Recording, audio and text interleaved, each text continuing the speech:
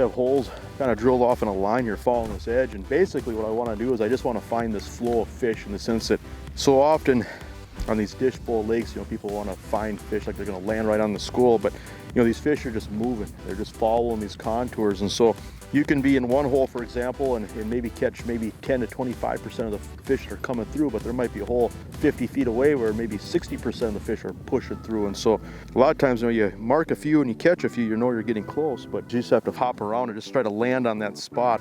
Oh, look at them go. Look at them go. Oh yeah, boy, these fish fight.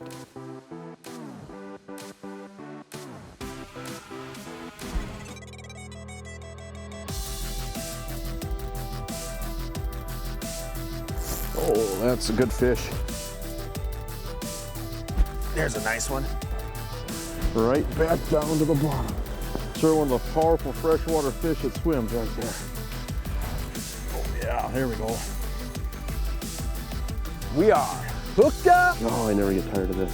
These fish just freight traded. Oh my. Wow. The hole's a big one. That is what we're talking about. Isn't that a cool looking fish? Jason Mitchell Outdoors is brought to you by Shields, Vexilar, Clam, K-Drill, Ice Armor by Clam, Crestliner, North Dakota Tourism, Clam Pro Tackle, Cooper Chevrolet,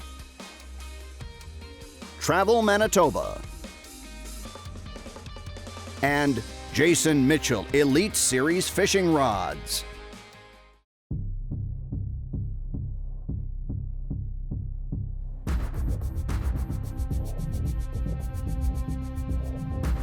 I just think these small lake fishing opportunities are just cool. A lot of times they just fly underneath the radar, but if you do your homework, all the information that you need to know, you can find online. And so in order for the North Dakota Game and Fish Department to stock a lake, there has to be either a public boat ramp or some type of public access. And so it's amazing when you get down these gravel roads out in rural North Dakota, how many of these gravel roads go to a dead end that goes right to a lake, and some of these lakes are spectacular fishing.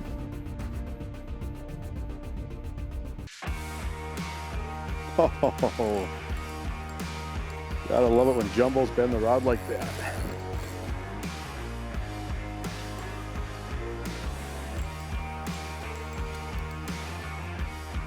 Come on up. Oh yeah, there's a nice perch. Oh yeah. Look at how fat and beautiful these fish are. And we're just classic perch fishing. Fishing basically the edge of the basin, that transition between the basin and the shoreline. These fish just seem to follow that transition, eating a lot of bugs, invertebrates, freshwater shrimp.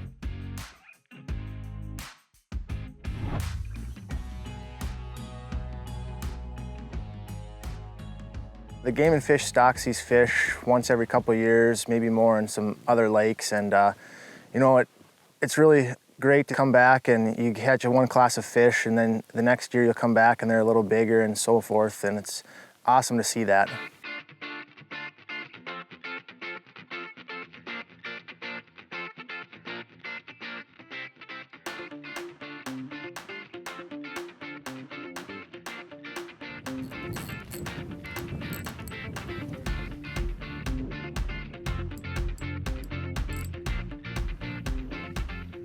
Oh, that's a nice fish.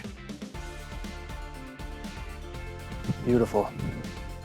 Well, they seem to be just kind of hanging out on bottom, and then you'll get 2 or 3 of them come through, and they both kind of battle for your bait almost, and more than likely they're just gonna smack. One of them is gonna smack it, and that's just what's been happening today. It's awesome. Beautiful day out.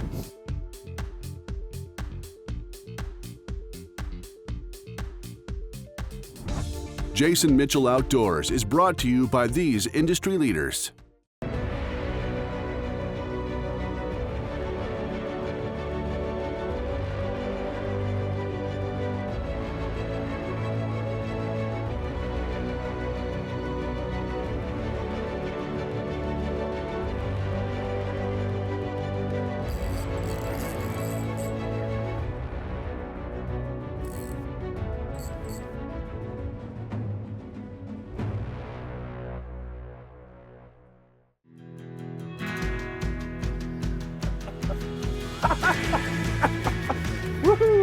Yeah, what's my favorite series of hubs?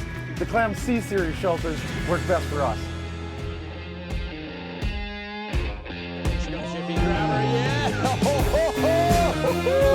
Hey, what's our favorite ice sub shelter?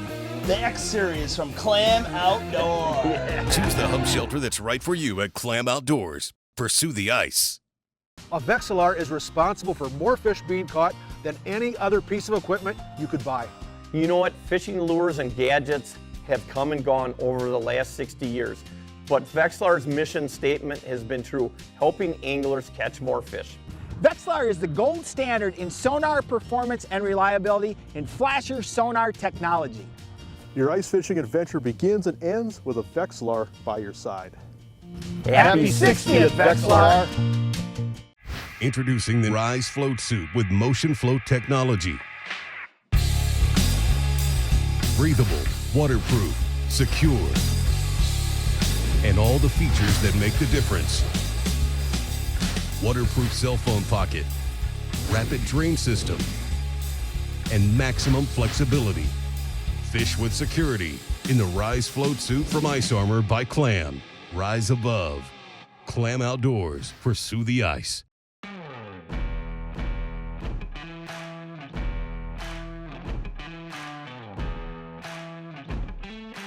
What I found is that if you have really dirty water, you drill a hole and you can't see a foot, 2 feet, you just have that yellow, brown color in the water. A lot of times the fish are really bottom orientated, where you're fishing inches from the bottom. Those fish are typically right in the mud. Whereas if you drill a hole and you see down the bottom of the ice, you can see beyond that where you have really good visibility, where you can see, 5 feet or more.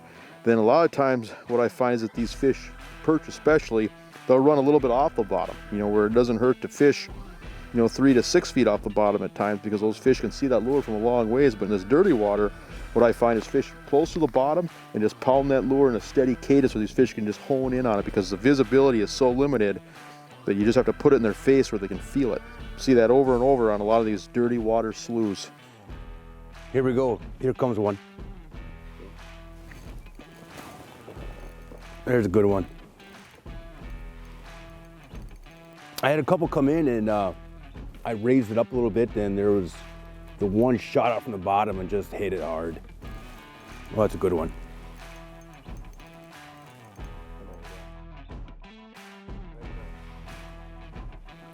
Wow, look at this one. This one really hammered it. We've got a real light bite today, where there was a major storm here last week, and it's been a couple of days past that. And what we got is a couple schools of fish in the area, and it's a real subtle bite, but this one come off the bottom and just hammered it.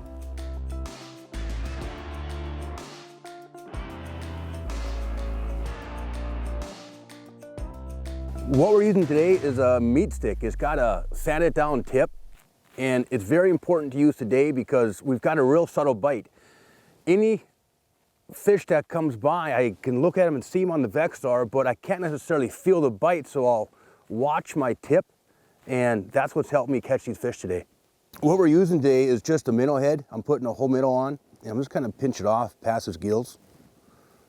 And what I really like today about the meat stick is having the sanded down tip, but you have a real strong backbone too. So when I've got a real light bite, I can look at the tip and I can notice a bite, and I've got a strong enough backbone, because this lake has walleyes and perch. I don't know if I'm going to get a walleye or a perch, so having a pole like this is perfect for this lake. When you get in a lot of these pothole lakes we find in North Dakota and South Dakota, there are these shallow dish bowls. Sometimes you can find clear water, sometimes there's stained water, but we're using spoons a lot to catch fish. The reason being is that these perch are just watering these flats. But you gotta look at these spoons and envision that's almost a delivery vehicle for your bait, in the sense that this is the flash, that's the attention getter, but once these fish come up on you, that minnow head, that wax from whatever's hanging on that bottom hook is what seals the deal. And so think of a spoon as two different baits. The flash to bring the fish in from a distance. Once those fish get right on top of you, just that bait swinging back and forth below that spoon is what gets the fish's focus. A lot of times in clear water we're using flutter spoons, and a lot of times we're using pretty bright, bold colors. You get really dirty, stained water, which we sometimes encounter, and rattle spoons, like that rattle and blade spoon right there, that loud rattle on the back is a really good lure. And another really good lure for stained water are these pinhead minnows. Why is this good? It just falls straight up and down and moves a lot of water, and these fish can hear it and feel it and see it from a long ways. There we go.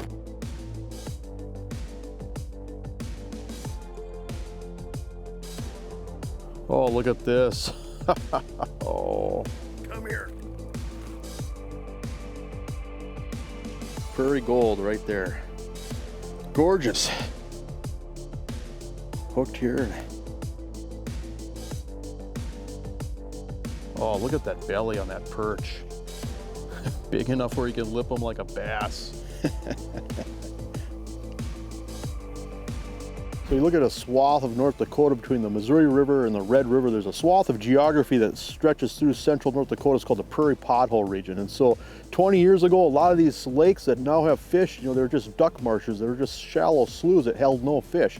Now with this wet cycle over the last 20 years, some of these basins are 20, 25 feet or more. And so very fertile, very high productivity, phenomenal growth rates, and so kind of a boom and bust fishery, but so many different places around. You know, we're by Steele, North Dakota right now, but you look at Hertzfield, you look at Napoleon, you look at Cooperstown, I mean, Anamoose. I mean, there's so many different towns, so many different areas where they're just dotted with these prairie pothole lakes, and it is amazing. I think people would be shocked if they knew how good of fishing there is in so many of these little lakes.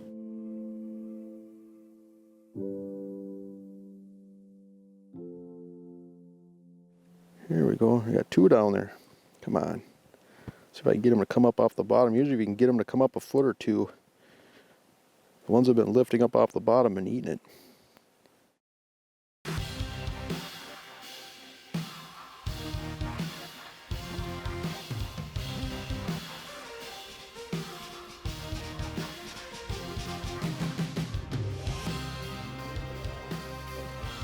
Oh yeah, look at that. Come here.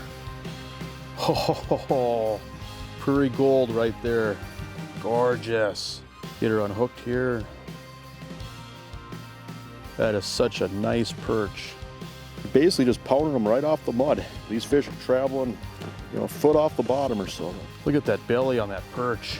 Gorgeous representation of a yellow perch right there.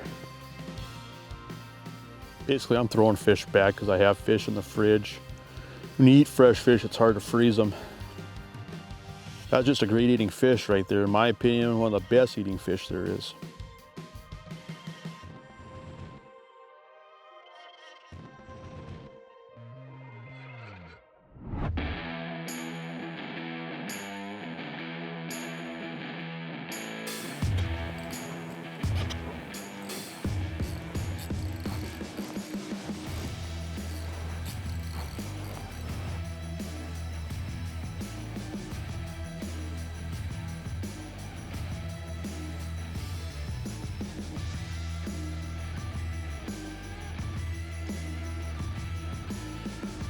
Beautiful fish. Came in by himself there and just came up and smacked it.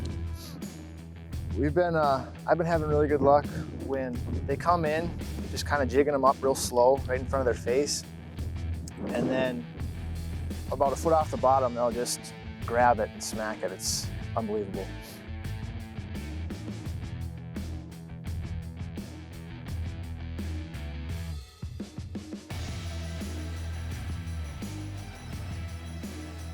I'm using a lot of spoons out here. We tried plastics a little bit, some spikes, but normally I tip it with a minnow head. A smaller spoon with a minnow head is my go-to.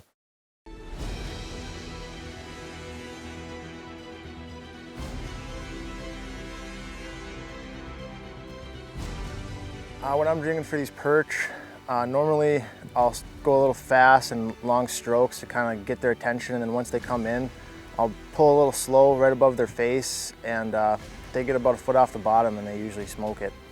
You know, a lot of times we're really working that spoon, you know, when we're not marking anything, we might be pounding it down in the mud, we might be lifting it up off the bottom and just kind of shaking it. But once a fish comes up, a lot of times we're dropping down to it and just shaking it, twitching up, and just trying to coax that fish up. But when it comes time to trigger the bite and catch the fish, it's just a little quiver just to get that treble hook to bounce a little bit. If you get too aggressive with these fish are just going to back off and they're not going to hit it. There's one.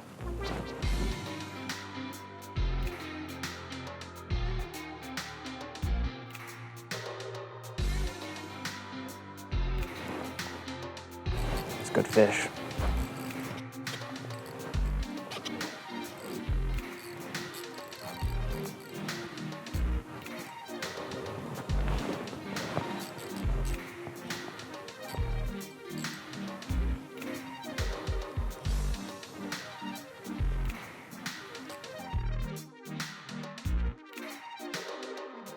Beautiful fish.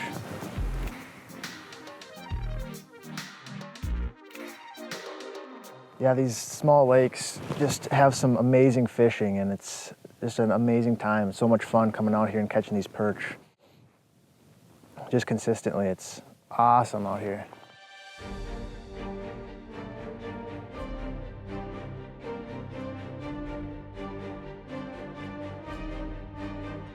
There's a mark.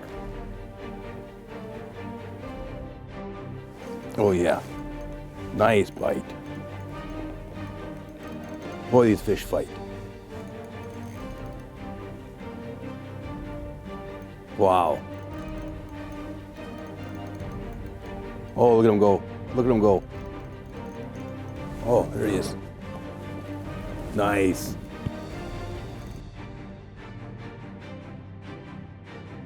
Another nice perch.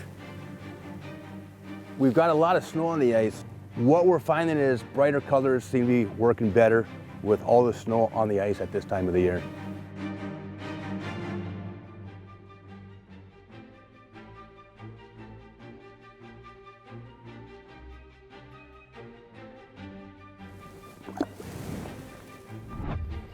Yeah, these fish are eating a lot of freshwater shrimp, and we're just using real small spoons. You either tip them with waxworm spikes, or in this case here, we're just using a minnow head. Just a small profile. And basically what happens is the spoon, when you're jigging the spoon, that pulls a fish in, but once the fish come in, just that minnow head, that small minnow head rocking on that bottom treble, that's what seals the deal. For aggressive fish, you know, that works really well. Sometimes you might have to scale down to small tungsten jigs, but so far we're finding that these fish will eat spoons. So.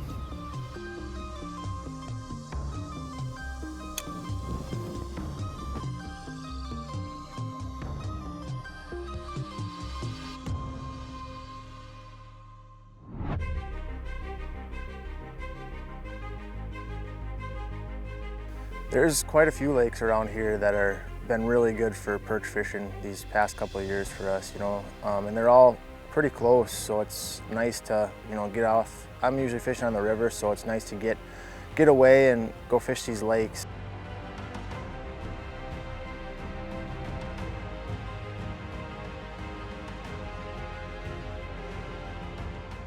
You know, I'm fishing for perch on these natural lakes, even on Devil's Lake. I'm using braided line a lot. Because a lot of times I'm over deeper water. You know, a shallow lake might be, say, 12, 14 feet, but a lot of times these basins, they might be 20 to 30 feet of water. And so to fish in water that's deeper than 15 feet on these natural lakes is pretty common. And with that being said, what I love about using braided line, like either an 8-pound braid or even a 6-pound braid, a lot of times you're using high vis, is that I'm working that spoon or working that lure pretty aggressively to bring fish in, but a lot of times when these fish get on you, it's just a dead stick game where you're just using a meat stick or some type of a light tip rod, and that rod tip is just barely moving here. The rod tip will just dunk. And with braided line, you just get a lot more sensitivity when you're watching the bite. But the other thing that I like when using braid, especially over this deeper water, is that I just get a lot better hook set. And so you're using a light tip rod, set the hook with braided line, especially in 30 feet of water or beyond, you're going to catch way more fish with braid than you typically will with monofilament. Here comes one. Eat it. Half is just getting them to come up off the bottom.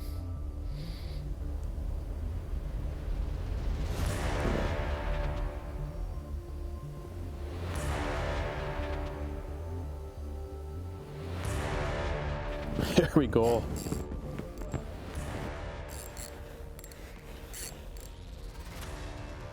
It's like a good one. Oh yeah. These fish fight when you get them less than 20 feet of water. You don't get barrel trauma. Perch will dig on you.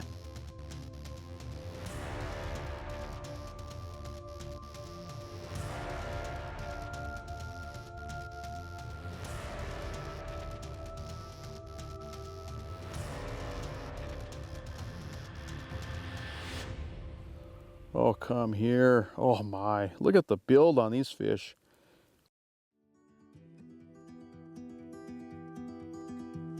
Can't beat it.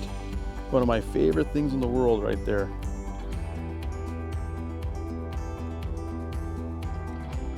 Yeah, there are people who drive a long ways for fish just like that. I'm gonna get this fish in the water here. There's another one down there.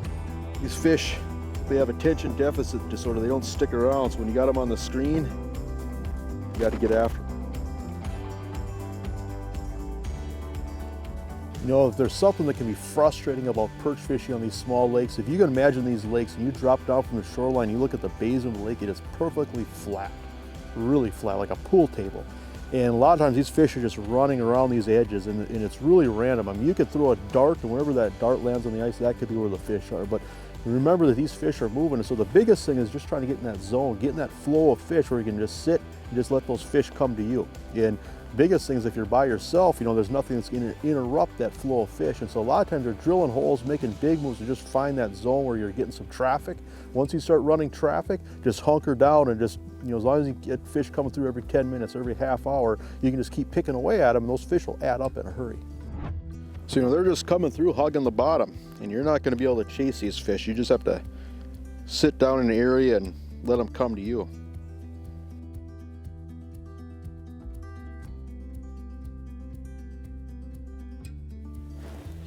There we go. That just does not get old. I don't care how many of these you catch. You always want to catch one more.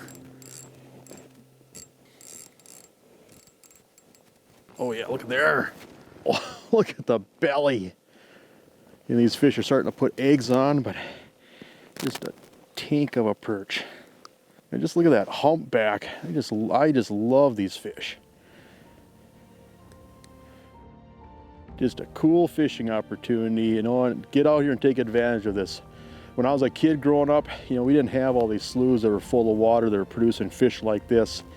You know, who knows how much longer it's going to last. It might be 3 years, it might be 5 years, it might be 10 years, but for sure, you know, something like this, something this special, it's not going to last forever. So get out here and do this while you can. There, thank you. Down she goes. They're so fat they can barely swim away.